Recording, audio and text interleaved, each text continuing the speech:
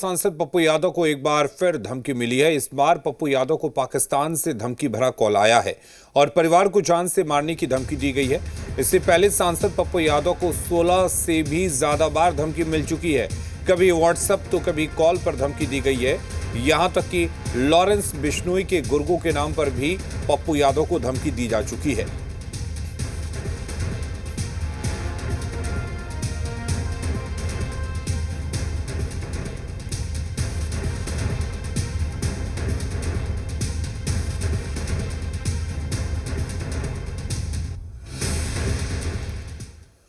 और पप्पू यादव की धमकी पर जी बिहार झारखंड सवाल पूछता है कि आखिर लगातार मिल रही धमकी के मामले में गृह मंत्रालय खामोश क्यों है। सवाल यह भी है कि प्रसिद्ध सांसद हैं पप्पू यादव, फिर भी उन्हें सुरक्षा आखिर क्यों नहीं दी जा रही है। निर्दलीय चुनाव जीतकर संसद पहुंचे तो उनकी सुरक्षा की जिम्मेदारी आखिर किसकी है। सवाल यह भी है कि जेल में बंद पड़े गुंडों के गुर्गों के नाम पर धमकी पर आखिर क्या कार्रवाई हुई, पुलिस ने क्या कार्रवाई की। पाकिस्तान से मिल रही धमकी पर क्या केंद्र अब एक्शन लेगा।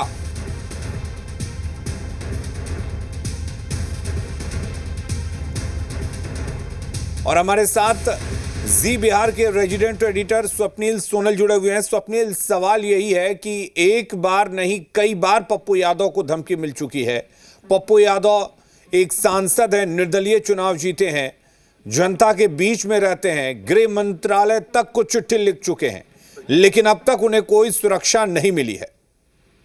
देखिए अलीम, ऐसा है कि पप्पू यादव को अब मान के चला जाए कि ये 15वीं या 16वीं धमकी होगी जो अलग अलग सोर्सेस से उनको आ रही है। अभी स्थिति ये है कि अभी पप्पू यादव के समर्थकों का कहना है कि उनको कुछ देर पहले पाकिस्तान के किसी नंबर से, ये जांच एजेंसी तय करेगी कि नंबर कहाँ का था नहीं था, लेकिन जो उनके समर्थक बता रहे हैं वो ये बता रहे हैं अलीम कि पाकिस्तान के किसी नंबर से उनको कॉल आता है, बाकायदा वीडियो कॉल आता है और वीडियो कॉल करके उनको धमकी दी जाती है। और अब ये कहा जा रहा है कि दिसंबर महीने में फला तारीख को 25 तारीख और 14 तारीख ऐसा डेट बताया जा रहा है कि इस तारीख को आपको निपटा दिया जाएगा। ऐसा उनके समर्थकों का कहना है कि ऐसी धमकियां वीडियो कॉल पर आ रही हैं। तो ये 15वीं 16वीं धमकी है जो उनको लगातार आ रही है। और देखिए अब स्थिति ये बन गई है कि अब उनके परिजनों को भी टारगेट करने की बात कही जा रही है। अभी तक कहा यह जा रहा था कि पप्पू यादव को निपटाया जाएगा, उनको सजा दी जाएगी और तमाम तरह की बात कही जा रही थी, लेकिन अभी जो धमकी आई है और जो उनके समर्थकों ने कहा है उसके मुताबिक ये वो कह रहे हैं कि सीधे सीधे वीडियो कॉल करके कहा जा रहा है कि आपके परिजन को फलना तारीख को निपटाया जाएगा, मतलब उनको देखा जाएगा और उसके बाद जो है और आप पर इतने तारीख को आपको जान से मारने की धमकी जो है ये तारीख को 24 दिसंबर के पहले दी जा रही है। तो सवाल अलीम यही है कि आखिर किसी सांसद को, भारत जो है वो लोकतांत्रिक देश है, दुनिया का सबसे बड़ा लोकतंत्र है और लोकतंत्र का सबसे महत्वपूर्ण पद कहीं ना कहीं सांसद का होता है।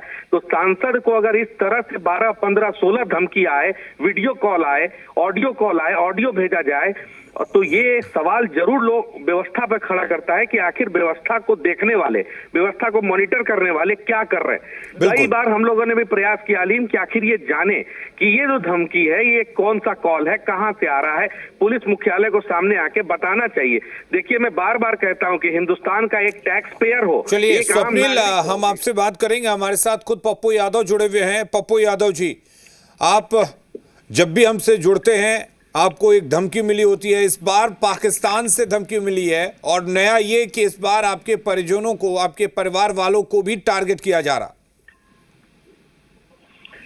देखिए करीब मैं अभी मधुपुर में हूँ और रैली गोड्डा और मधुपुर की रैली के बाद, संपर्क के बाद जब हम रिसोर्ट आए तो पाकिस्तान से कॉल आया जी।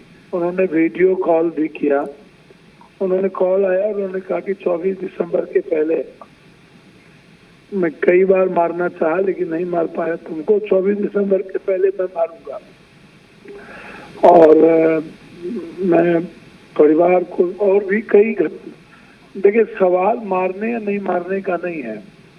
हम मोटरसाइकिल से घूम रहे हैं, 22 दिन हमको झारखंड में हो गया। लगभग जमशेदपुर से लेकर के लोअर दरगाह, संथाल परगना, नागपुर इलाका, सभी जगह लेकर के लगभग 20-22 दिन से मैं बाय रोड भी हूँ, मोटरसाइकिल से भी हूँ। अभी लुइस मरांडी जी के साथ था। वो डर का सवाल नहीं है, वो जहाँ उनको अच्छा लगे वहाँ पर वो डेट तिथि फाइनल कर ले। हम मरने से नहीं डरते हैं, लेकिन सवाल उठता है कि ये बार बार कभी मलेशिया, कभी नेपाल, कभी पाकिस्तान, और सरकार बिल्कुल चुप मौन। तो क्या सरकार चाहती है कि मार दिया जाए पप्पू यादव को? क्या सरकार की मंशा है पप्पू यादव को मरवाने की? ये हिम्मत तो कोई कर नहीं सकता। बराबर आज भी कॉल आना और किसी एक क्रिमिनल का फोटो लगा करके कॉल करना और बार बार ये कहना कि तुम रिसोर्ट में हो, आज भी हमने रैकी किया, तुम बच गए। वो वीडियो है, उसको आप सुन सकते हैं। लेकिन इस तरह की बात, सवाल ये नहीं है। सवाल आपको जब मन हो लड़ लीजिए। वैचारिक चीजों पे देखिए, संविधान से बड़ा, लोकतंत्र से बड़ा, इंसान से बड़ा दुनिया में कोई नहीं है। मुझे सच्चाई का आईना सरकार को दिखाना है तो दिखाऊंगा ही। 27 तारीख से लोकसभा चल रही है, मैं देश के विभिन्न मुद्दों को उठाऊंगा। उस मुद्दों में ये नहीं होगा कि पप्पू यादव अपनी जान की सुरक्षा की भीख मांगे। ठीक है, लेकिन मुझे लगता है कि मुझे ये शक नहीं, ये सही हो गया है कि सरकार को पप्पू यादव से डर है और सरकार ही पप्पू यादव को मरवाना चाहती है। मुझे ठीक है पप्पू यादव जी, आप हमारे साथ बने रहिए, हम आपसे जुड़ेंगे। हमारे साथ स्वप्निल भी बने हुए हैं। स्वप्निल, पप्पू यादव ने ये चीज़ तो साफ कर दिया है कि उनको इस बात का डर नहीं है, वो किसी से डरते नहीं हैं, लेकिन सवाल वो सरकार पर उठा रहे हैं और वाकई सवाल उठेंगे भी, क्योंकि अगर एक के बाद एक न सिर्फ भारत के दूसरी जगहों से कॉल आ रहे हैं, बल्कि अब इंटरनेशनल कॉल के जरिए धमकी दी जा रही है, वीडियो कॉल के जरिए धमकी दी जा रही है। हिम्मत इतनी बढ़ गई है कि अब तारीख भी तय की जा रही है। तो कहीं ना कहीं ये बड़ा सवाल है कि आखिर कौन पप्पू यादव को टारगेट कर रहा है और सरकार, पुलिस, प्रशासन सब खामोश क्यों है? देखिए अलीम, ये बहुत बड़ा सवाल है। पप्पू यादव लोकतंत्र में चुने हुए जनप्रतिनिधि हैं। 5वीं 6ठी बार वो पार्लियामेंट में जा रहे हैं, विधायक रह चुके हैं, लंबा राजनीतिक करियर है। और पप्पू यादव हो या फिर मैं बार बार कह रहा हूं, हिंदुस्तान का एक टैक्स पेयर हो या एक आम नागरिक हो, उस तमाम लोगों की सुरक्षा की जिम्मेदारी सरकार की है। आखिर सरकार कर क्या रही है, सरकार को बताने की जरूरत है। लगातार प्रेस कॉन्फ्रेंसेज होती हैं, डीजी की, एडीजी की, लगातार तमाम प्रेस कॉन्फ्रेंस, कभी उसमें चर्चा ये नहीं हो रही कि आखिर एक मेंबर ऑफ पार्लियामेंट जो लगातार फील्ड में है, क्षेत्र में लोगों से 1 to 1 इंटरेक्ट कर रहा है, उसको लेके किया क्या जा रहा है, सुरक्षा क्या मेजर्स लिए गए, किस ढंग की सुरक्षा बढ़ाई गई है, पब्लिक के अंदर एक मैसेज भी तो जाने की जरूरत है। आखिर देखिए, बड़ी बात यह है कि अगर कोई मेंबर ऑफ पार्लियामेंट को इस ढंग से धमकियां दी जाए, वो भी हिंदुस्तान के सबसे बड़े, जो दुनिया का सबसे बड़ा लोकतंत्र है, उसके अगर कोई सांसद, जो लोकतंत्र में सबसे महत्वपूर्ण पद है, उसके अगर सांसद को इस तरह से धमकी मिलेगी तो कानून का इकबाल किस स्तर पर बचेगा? कानून क्या कर रहा है ये भी तो बताने की जरूरत है लोगों को, कि आखिर लोग को जानने का अधिकार है कि किसी सांसद को धमकी मिल रही है तो कानून कर क्या रहा है। अगर एक गिरफ्तारी हुई, देखिए मैं एक चीज बता रहा हूं, एक गिरफ्तारी होती है दिल्ली से, गिरफ्तारी अगर हो जाती है वाकई उस व्यक्ति की, तो फिर फोन कॉल आने बंद हो जाने चाहिए। अगर ये फोन कॉल कोई असामाजिक तत्व भी कर रहा है तो उसको भी आइडेंटिफाई करने की जरूरत है। तो ये अब बताना पड़ेगा शासन को, प्रशासन को, कि आखिर इसमें अभी तक चल क्या रहा है, किया क्या गया है। बिल्कुल स्वप्निल, एक सांसद है, निर्दलीय चुनाव जीत कर गए हैं। दूसरी बात ये कि पप्पू यादव को अक्सर देखा जाता है कि वो आम लोगों के बीच जाते हैं, उनके साथ उठते बैठते हैं, उनके दुख सुख में शामिल होते हैं।